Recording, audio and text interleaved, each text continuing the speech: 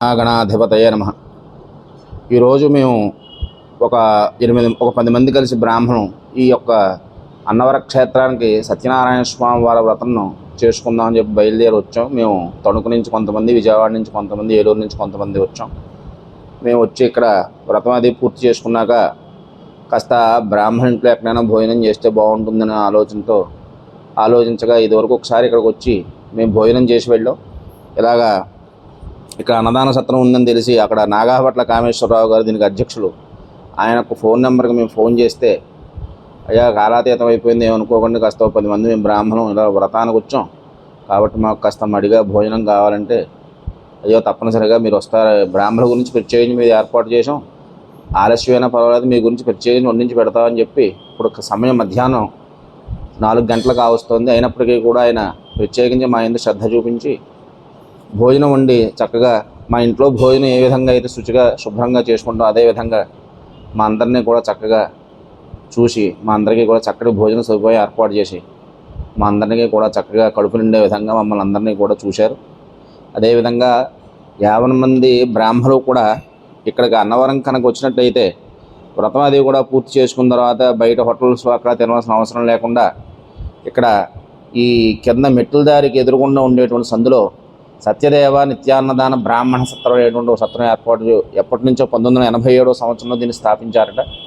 ఆ రోజు నుంచి కూడా ఇక్కడ బ్రాహ్మణులు ఎవరు వచ్చినప్పటికీ కూడా ముందుగా మనం ఫోన్ చేసి వచ్చినా లేదంటే వారికి ఒక అరగంట అయితే ఏ సమయమైనా సాయంత్రం 5 లోపు మేము భోజనం పెట్టగలమండి, ఒకవేళ మీకు ఇంకా ఆలస్యమైనా నాకు ఫోన్ చేస్తేనే ఏర్పాటు చేస్తారని చెప్పి ఆయన చెప్పడంతో ఈ విధంగా వచ్చాం. కాబట్టి 50 మంది బ్రాహ్మణులు ఎవరైనా కనుక ఉన్నట్లయితే వచ్చి వ్రతం చేసుకున్నాక బయట అక్కడ ఇక్కడ తిని ఆ వ్రతాన్ని పాడు చేసుకోవాల్సిన అవసరం లేకుండా ఇక్కడ చక్కగా చాలా శుచిగా మడిగా వండించి మనకి అందరికీ కూడా వడ్డించడం జరిగింది. 1987 సంవత్సరంలో స్థాపించారట. ఇందులో 3 ఫ్లోర్లు ఉన్నాయి. ఇక్కడ మొదటి దాంట్లో నిత్యాన్నదాన సత్రం రోజు కూడా వచ్చేటువంటి బ్రాహ్మణులకి అదేవిధంగా యాత్రికులకు బ్రాహ్మణులకు ప్రత్యేకించగా కూడా భోజనం పెడుతున్నారు. ఫస్ట్ ఫ్లోర్ వచ్చేసరికి రోజు కూడా 100 మంది పైన ఎంతమంది వచ్చినప్పటికీ కూడా ఆయన భోజనం పెట్టే అవకాశం ఏర్పాటు చేశారు. ఫస్ట్ ఫ్లోర్ వచ్చేసరికి అందులో వివాహాలు, ఉపనయన వివాహ వేదిక, అదేవిధంగా వివాహ పరిచయ వేదిక దాన్ని ఏర్పాటు చేశారట. పైన కళ్యాణ మండపం కూడా ఉంది. ఇక్కడ వేద పాఠశాల కూడా వేద స్మార్త పాఠశాల కూడా వీరు ఇక్కడ జరిపిస్తూ ఉన్నారు. అదేవిధంగా కూడా వీరు గోశాల మేము చూసొచ్చాం, గోశాల కూడా చాలా అద్భుతంగా వీరు చూస్తున్నారు. అదేవిధంగా ఇక్కడ 12 జ్యోతిర్లింగాలని చెప్పి ప్రతిష్ఠించి వాటిని కూడా చక్కగా చూస్తూ వీరు విశేషమైనటువంటి సేవ ఈ యొక్క బ్రాహ్మణులకి అదేవిధంగా మనకు వచ్చేటువంటి యాత్రకి చేస్తున్నారు. కాబట్టి ఎవరైనా సరే దీనికి యూట్యూబ్ ఛానల్ కూడా ఉంది.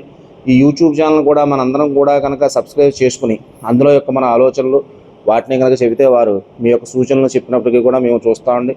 అందరూ కూడా సబ్స్క్రైబ్ చేసుకుంటే మాకు ఇంకా బాగుంటుంది, 10 మంది చూసినట్టు ఉంటుందని చెప్పి అంటున్నారు. కాబట్టి అందరూ కూడా సబ్స్క్రైబ్ చేసుకుని దీనికి అదేవిధంగా కూడా ఎస్బీఐ సంబంధించినటువంటి